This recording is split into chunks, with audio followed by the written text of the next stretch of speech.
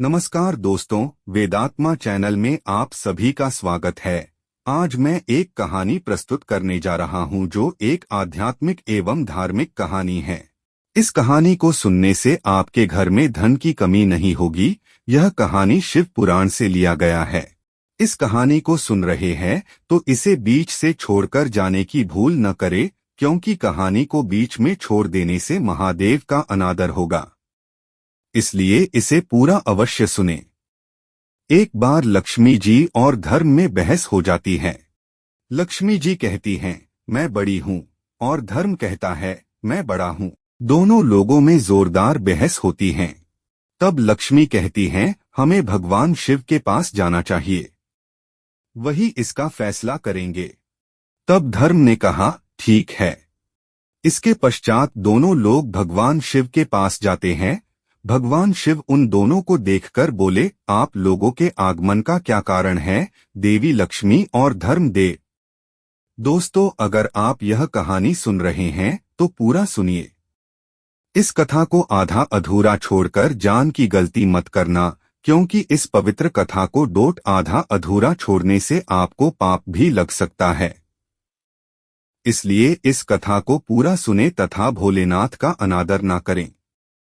दोस्तों, महादेव की बात सुनकर धर्मदेव बोले, हे परम परमेश्वर महादेव, हम दोनों आपके पास फैसला करने आए हैं कि हम दोनों में कौन बड़ा है, धर्म बड़ा है या लक्ष्मी?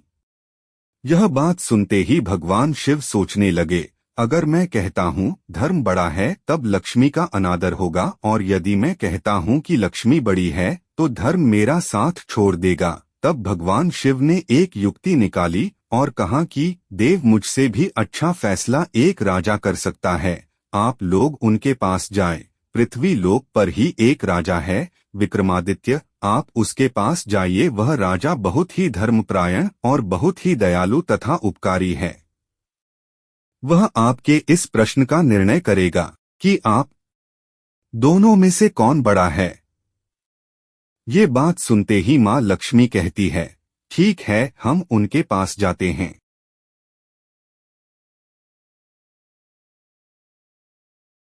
अब धर्म और लक्ष्मी महाराजा विक्रमादित्य के पास पहुंच जाते हैं। जब महाराजा विक्रमादित्य महालक्ष्मी और धर्म को अपने सामने देखते हैं तो हाथ जोड़कर उन्हें सिंहासन पर बिठाते हैं और कहते हैं, देव एवं देवी, आप लोग की मैं क्या सेवा कर सकता हूँ?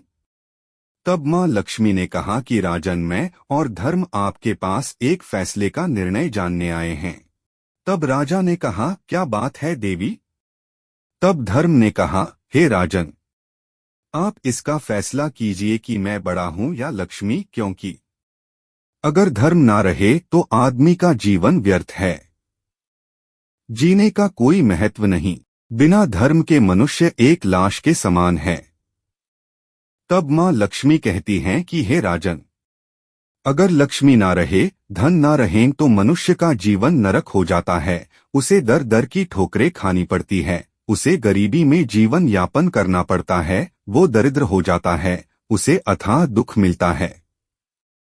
तब राजा विक्रमादित्य ने उन दोनों लोग की बात सुनी और फिर उन्होंने कहा, ठीक है, मैंने आप दोनों की बातों को ध्यान से सुना।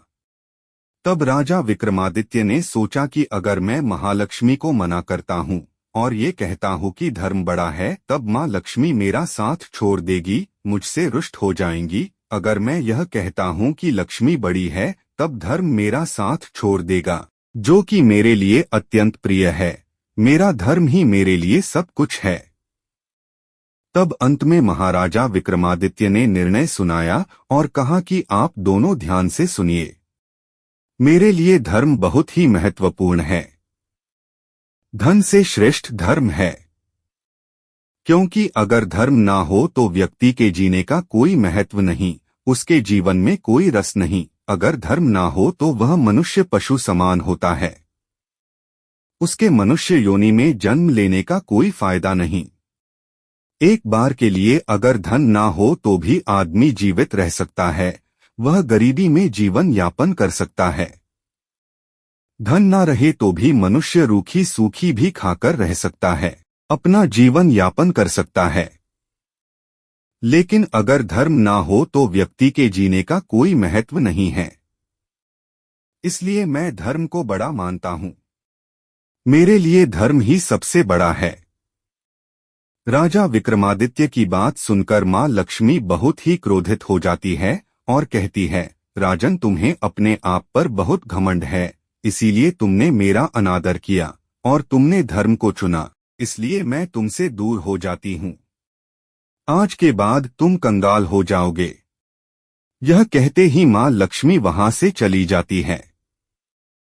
राजा विक्रमादित्य का साथ छोड़ देती है और धर्म महाराजा विक्रमादित्य के साथ हो जाता है। तब देखते ही देखते कुछ ही देर में राजा विक्रमादित्य एकदम से कंगाल और एकदम से गरीब हो गए, लेकिन उनका एक घोड़ा और तलवार शेष रह गया था। अब राजा विक्रमादित्य सोचते हैं, मेरा यहाँ रहने का कोई महत्व नहीं है, मुझे यहाँ से जाना चाहिए। विक्रमादित्य घोड़े पर सवार होते हैं और तलवार लेकर आगे निकाल जाते हैं। रास्ते में जाते जाते उन्हें ध्यान आता है कि रास्ते में ही मेरी बहन है और मुझे बहुत तेज भूख लगी है और मुझे विश्राम की भी आवश्यकता है। इसलिए उन्होंने सोचा कि मैं अपने बहन के पास रुककर कुछ खा पी लूं और विश्राम कर लूं, फिर आगे का सफर करूंगा। जब राजा विक्रमादित्य अपनी बहन के महल के पास पहुंचते हैं, तब उस महल के पहरेदार और सैनिक विक्रमादित्य की बहन के पास जाते हैं और कहते हैं कि आपका भाई आपसे मिलने आया है।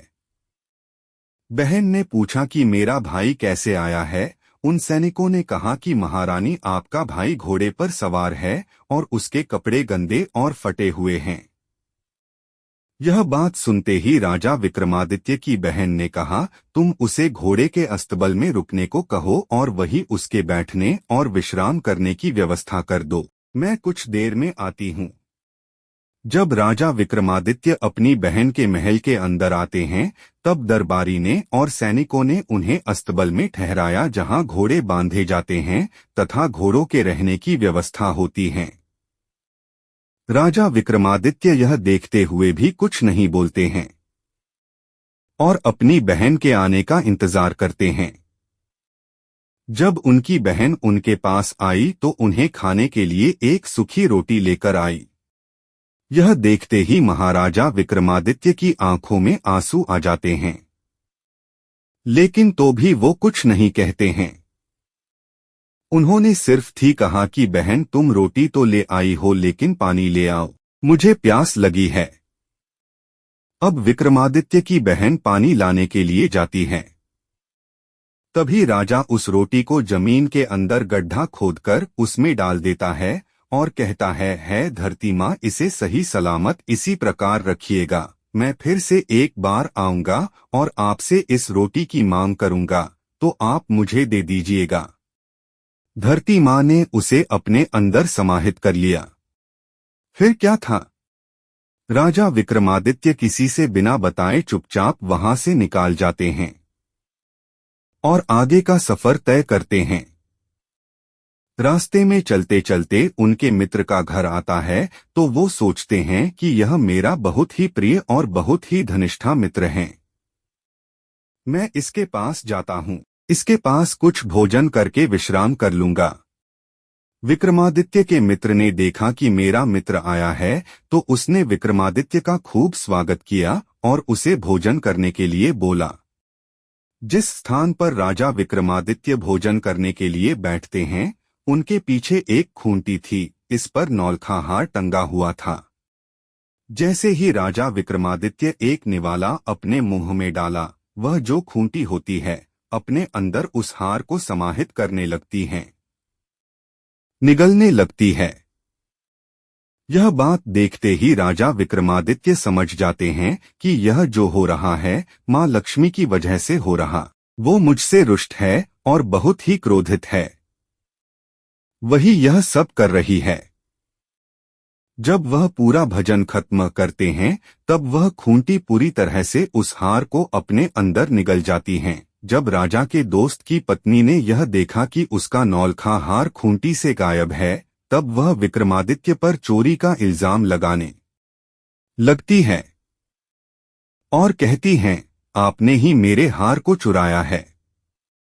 आप कंगाल हो गए हैं, इसलिए आपके मन में चोरी का भाव आ गया है, इसलिए आपने मेरे हार को चुरा लिया। लेकिन राजा के दोस्त ने कहा कि नहीं नहीं, मेरा मित्र कभी चोरी नहीं कर सकता, क्योंकि मैं इसे बचपन से जानता हूं। यह कभी चोरी कर ही नहीं सकता। लाख समझने के बाद भी उसकी पत्नी नहीं मानी और राजा विक्रमादित्य को अपने घर से बाहर निकाल देती हैं। इतना सब होने के बावजूद राजा विक्रमादित्य कुछ नहीं कहते और शांत होकर घर से बाहर निकाल जाते हैं और आगे का सफर फिर तय करने लगते हैं। अब चलते चलते उन्हें रात हो जाती है और वो सोचते हैं कि रात में सफर करना ठीक नहीं है। हम सुबह में सफर करेंगे, यह सोच के राजा अपने घोड़े को खड़ा करते हैं और अपनी तलवार को लेकर एक पेड़ के नीचे बैठ जाते हैं।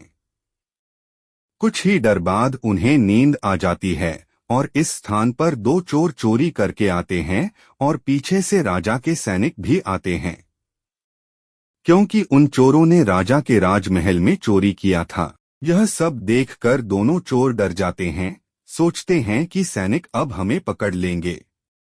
तब उन चोरों ने चोरी किए हुए धन को महाराज विक्रमादित्य के पास ही छोड़कर वहां से भाग जाते हैं। जब सैनिक राजा विक्रमादित्य के पास आते हैं तो देखते हैं कि इतना सारा धन पड़ा हुआ है, तो वह सोचते हैं कि यही चोर है। विक्रमादित्य को गिरफ्तार कर लिया जाता है। उन्हें कैद करके राजा के पास लेकर जाता है। राजा यह सब चीज देखकर बहुत ही क्रोधित होता है। इस बात से गुस्सा होकर राजा ने आदेश दे दिया कि इस व्यक्ति का हाथ और पैर कटवा दिया जाए। इतना सुनने के बाद भी विक्रमादित्य अपनी सफाई में कुछ नहीं कहते, मौन रहते हैं। राजा के सैनिकों द्वारा विक्रमादित्य का हाथ और पैर कटवा दिया जाता है। राजा ने अपने सैनिकों को आदेश देकर विक्रमादित्य को चौराहे पर बिठा दिया। अब हर रोज उसे चौराहे के पास से गुजरने वाले लोग विक्रमादित्य को देखकर उनके ऊपर ठोकते और उन्हें गालियां देकर कहते कि चोर है, चोरी करेगा तो इसे ऐसा ही फल मिलेगा। यह कहते हुए लोग वहां से गुजर जाते हैं। लेकिन एक दिन की बात है, उसी रास्ते से एक ग्वाला मटकी बचने के लिए जा रहा था। वह बहुत ही दयालु था। विक्रमादित्य ने जब उसे देखा तो वह समझ जाते हैं कि व्यक्ति स्वभाव का बहुत ही अच्छा है। विक्रमादित्य ने उसे वाले से कहा, क्या आप मुझे पानी पिला सकते हैं, मैं बहुत प्यासा हूँ। उसे ग्वाले ने पानी निकालकर विक्रमादित्य को पिलाया और उससे कहा, तुम चोरी क्यों करते हो? अगर चोरी नहीं करते तो तुम्हें ऐसी सजा नहीं मिलती और तुम राजा के दोषी भी नहीं होते। ऐसा कहकर वह ग्वाला दूसरे नगर में मटकी बचने के लिए चला जाता है। जब वह मटकियां बेचता है तो वह देखता है कि उसकी मटकियां खत्म ही नहीं हो रही है। वह जितने मटके बेचता है उतने मटके अपने आप आते जा रहे हैं। यह देखकर वह बहुत ही हैरान होता है। वह सोचता है कि मैं जितने भी मटके बेच रहा हूँ यह खत्म क्यों नहीं हो रहा है? आखिर क्या बात है? पूरी दिन की कमाई करने के बाद उसके पास अच्छी खासी रकम आ जाती है और वह अपने घर को जाता है। वह घर पहुंचकर वह अपनी पत्नी से कहता है कि आज मेरे साथ एक बहुत ही विचित्र बात हुई है। मैं राजा के अपराधी को आज पानी पिलाया तो आज मेरे साथ एक चमत्कार हुआ। मैं जितनी ही घड़ी बेच रहा था उतने ही खड़े अपने आप से आ जा रहे थे। लगता है वह इंसान कोई दिव्य आत्मा होगा। उसे ग्वाले की पत्नी ने कहा कि स्वामी, हमारे पास एक भी औलाद नहीं है, हम औलाद के सुख से वंचित हैं। हम लोग इतने बूढ़े हो गए हैं कि हमें बुढ़ापा का सहारा चाहिए। आप ऐसा कीजिए कि उसे व्यक्ति को हमारे घर ले लिए, हम उसे अपना बेटा समझकर अपने बेटे की तरह मानकर उसके साथ अपना जीवन यापन करेंगे। तब ग्वाले ने कहा, तुम्हारी बात तो ठीक है, लेकिन इसके लिए हमें राजा से इजाजत लेनी होगी, उनकी अनुमति भी लेनी होगी। तब ग्वालियर की पत्नी ने कहा, वह बेचारा हाथ पैर से अपंग है,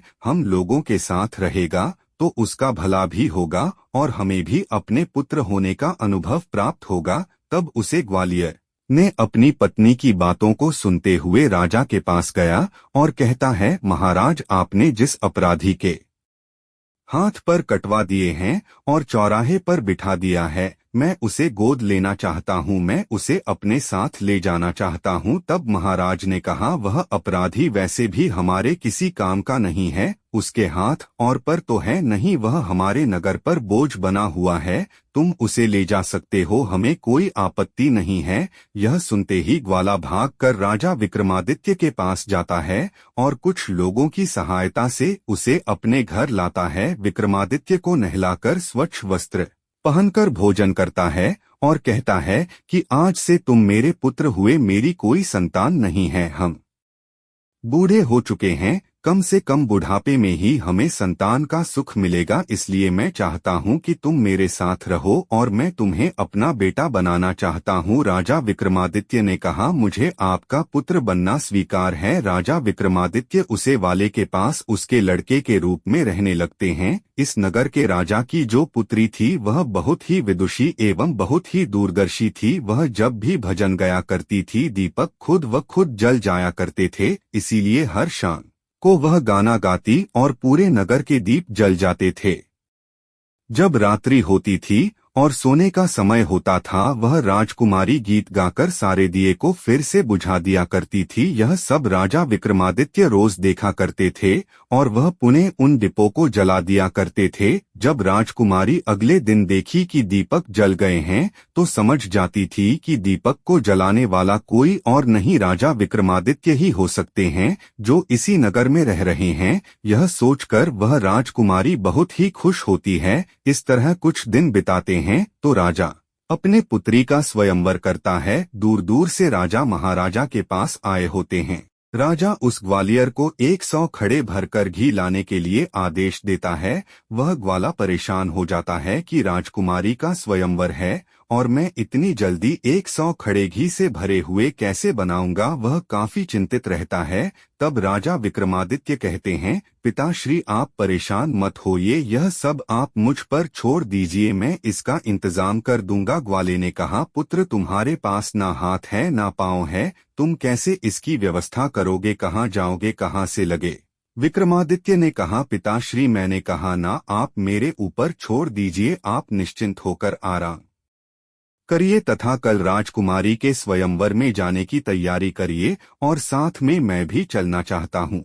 कल जाते वक्त आप मुझे भी लेकर चलेगा। जब रात्रि का समय होता है, सब सो जाते हैं, तब विक्रमादित्य अपने तपोवन और शक्ति से उन मटकों में घी भर देते हैं और जब सुबह होता है तो ग्वाला देखा है कि सभी खड़े घी से भरे हुए हैं। वह बहुत ही प्रसन्न होता है और वह जान जाता है कि यह मेरा पुत्र बहुत ही दिव्या है। ग्वाला खुशी खुशी 100 घड़ों को राजा के पास भिजवा देता है और वह राजकुमारी के स्वयंवर में जाने के लिए स्वयं को और विक्रमादित्य को तैयार करने लगता है। राजा विक्रमादित्य को नहलाता है, नए वस्त्र पहना है और भोजन करवाता है तथा कुछ लोगों की सहायता से उसे राजा के दरबार में भी ले जाता है। सभी राजा महाराजा सिंहासन पर आसीन थे, लेकिन विक्रमादित्य किसी एक कोने में बैठे हुए थे। जब स्वयंवर का समय आता है तब राजकुमारी महल में पधारती है। उनके हाथ में जयमाला है तथा वह विक्रमादित्य की तलाश कर रही थी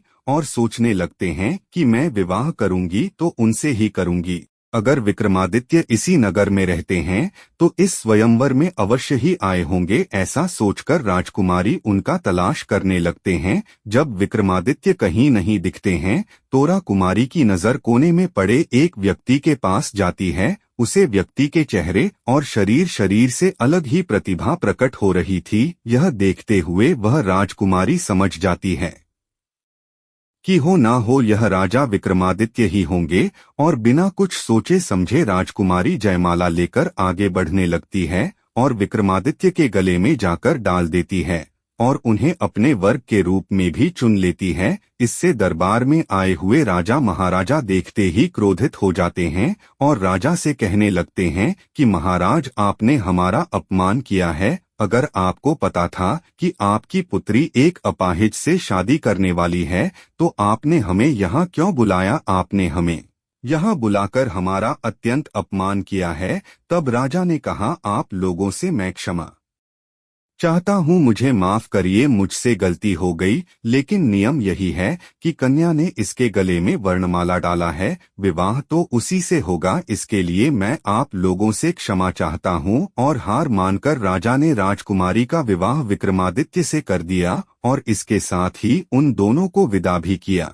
अब राजा विक्रमादित्य अपनी नव विवाहिता को लेकर घर चले आते हैं और रहने लगते हैं। एक दिन की बात है, राजा विक्रमादित्य अपनी पत्नी से कहते हैं कि प्रिया, मुझे हिरण का मांस खाने की इच्छा हुई है, तुम अपने भाइयों से हिरण का मांस लेकर आने के लिए कहो। राजकुमारी अपने भाइयों से कुछ मांगने के लिए शकुचाए, लेकिन पति की इच्छा का मांग रखते हुए वह अपनी भाभी से कहती है कि भाभी, मुझे हिरण का मांस खाने की इच्छा हुई है, आप मुझे हिरण का मांस लाकर दीजिए। राजकुमारी अपने पति का नाम नहीं लेती है, क्योंकि वह सोचती है कि इससे उसके पति का अपमान होगा। वह अपने लिए ही रहती है कि मुझे हिरण का मांस खाने का मन कर रहा है। यह बात सुनते ही राजकुमारी की भाभियों ने उसकी खिल्ली उड़ाने शुरू कर दी और वे लोग कहने लगी कि चलो चलो, अगर ऐसी ही बात है तो तुमने अपाहिज व्यक्ति का चुनाव क्यों किया और उससे शादी क्यों की? तुम किसी अच्छे पुरुष से शादी करती, वह तुम्हें हिरण का मांस लाकर देता। यह बात सुनते ही वह राजकुमारी वापस चली आती है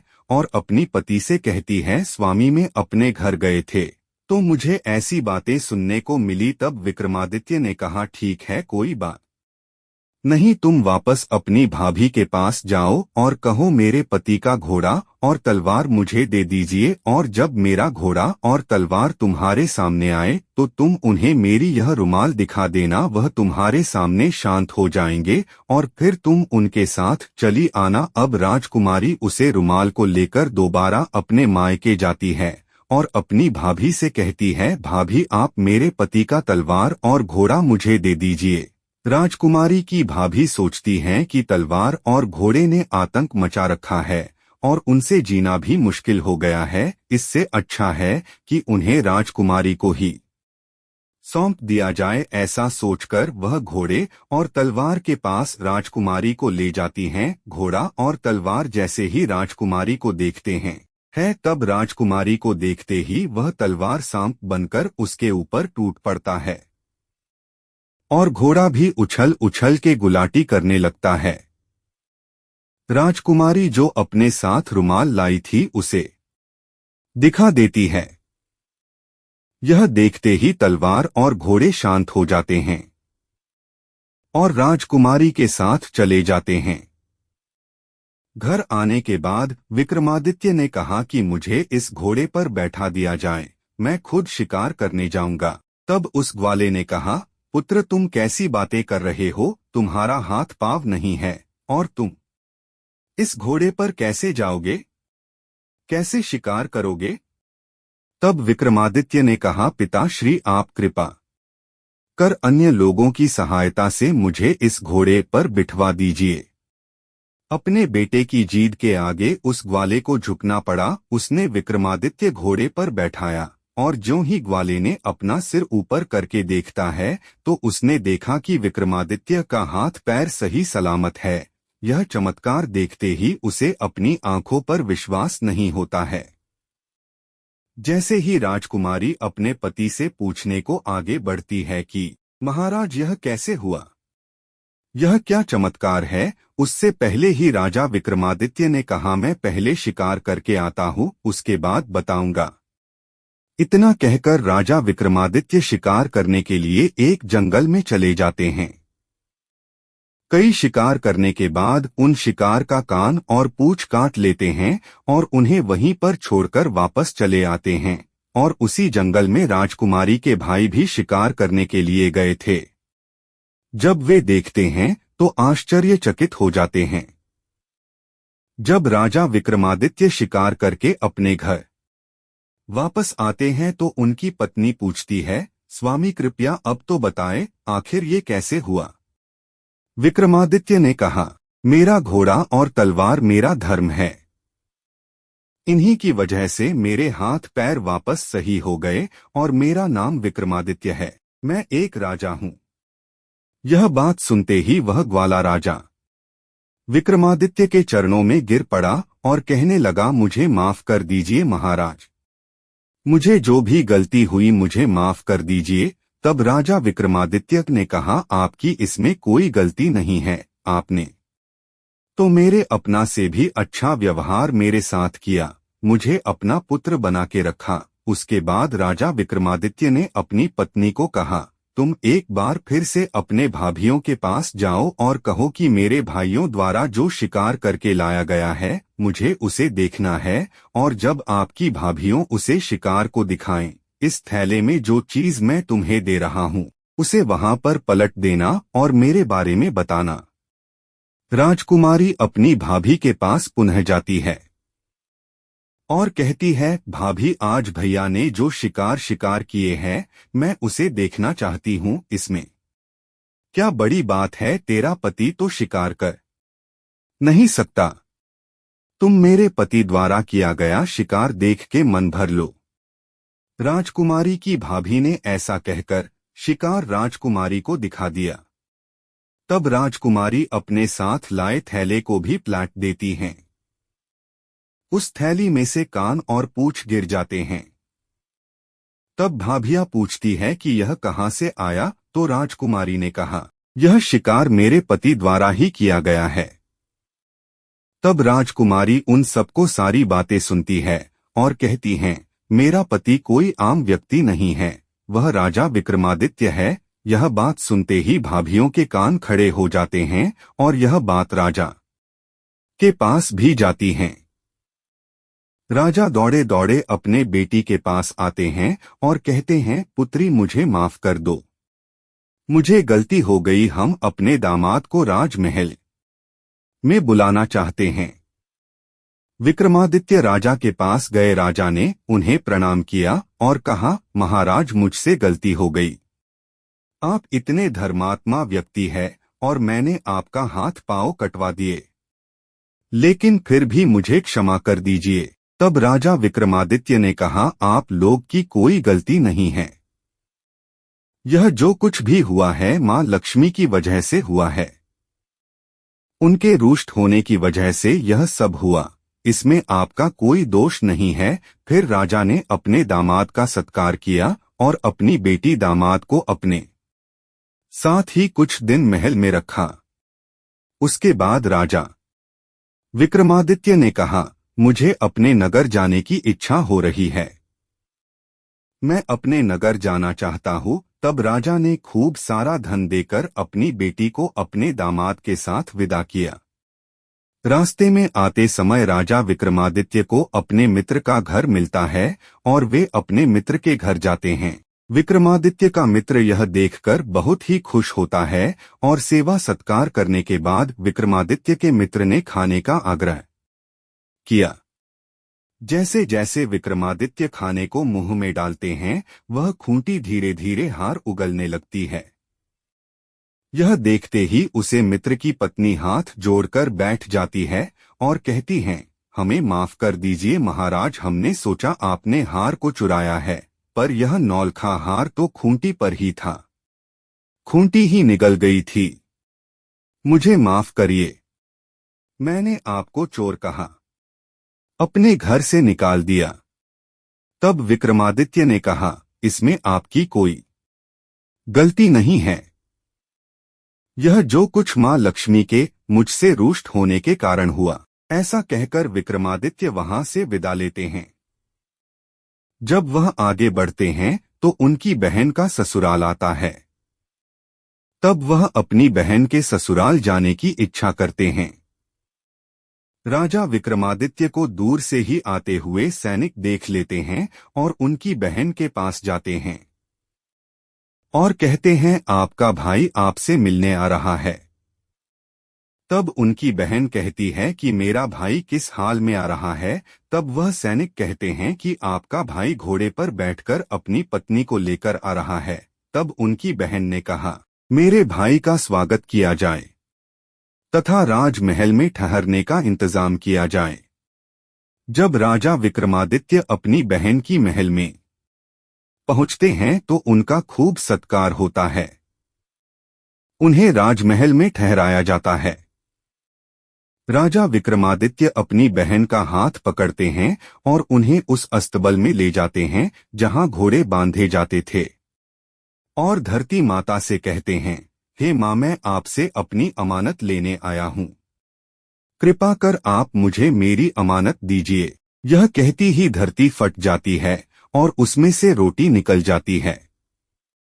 उस रोटी को उठाकर राजा विक्रमादित्य कहते हैं कि बहन, तुमने मुझे पिछली बार आने पर इसी रोटी को खाने को दिया था ना। तब उसकी बहन फूट फूट कर रोने लगती हैं और कहती है, भैया, मुझे गलती हो गई। मैंने जो आपके साथ व्यवहार किया मुझे क्षमा करिए। तब राजा विक्रमादित्य ने कहा, मैं तुमसे रुष्ट नहीं हूं, मैं तुमसे नाराज नहीं हूं, लेकिन मैं तुम्हें यह बताना चाहता हूं कि अपनों के साथ कैसा व्यवहार करना चाहिए। अपनों के साथ किसी भी स्थिति में उसे किस तरह से व्यवहार करना चाहिए, यह तुम्हें बता रहा हूं। बस तुम्हें यह सीख लेना चाहिए हमें अपनों से व्यवहार कैसा करना चाहिए। यह सब सुनते ही राजा विक्रमादित्य की बहन बहुत ही लज्जित होती है। फिर राजा विक्रमादित्य अपनी नगर को चले आते हैं। तो नगर के मुख्य द्वारा पर ही माता लक्ष्मी राजा विक्रमादित्य की प्रतीक्षा कर रही थी। उन्होंने कहा, हे विक्रमादित्य, मैंने तुम्हारी खूब परीक्षा ली तथा तुम्हें खूब प्रताड़ित किया, लेकिन फिर भी मेरे इस परीक्षा में तुम सफल रहे। मैं मानती हूं कि धर्म सबसे बड़ा है। अगर धर्म है तो लक्ष्मी है। जहां धर्म रहेगा वहां लक्ष्मी भी रहेगी। मैं तुम्हें आशीर्वाद देती हूं। जब तक पृथ्वी रहेगी तब तक तुम्हें कोई नहीं भूलेगा, तब तक तुम्हें याद किया जाएगा। यह आशीर्वाद देते ही मां लक्ष्मी वहां से अंतर्ध्यान हो जाती है और राजा का राजमहल वापस आ जाता है और राजा विक्रमादित्य अपने महल में सुख चैन से रहने लगते हैं। दोस्तों, इस वीडियो को बोलते समय कोई त्रुटि हो तो मैं क्षमा चाहता हूं। उम्मीद है आप सभी को यह वीडियो अच्छी लगी होगी। अगर आप शिव के सच्चे भक्त हैं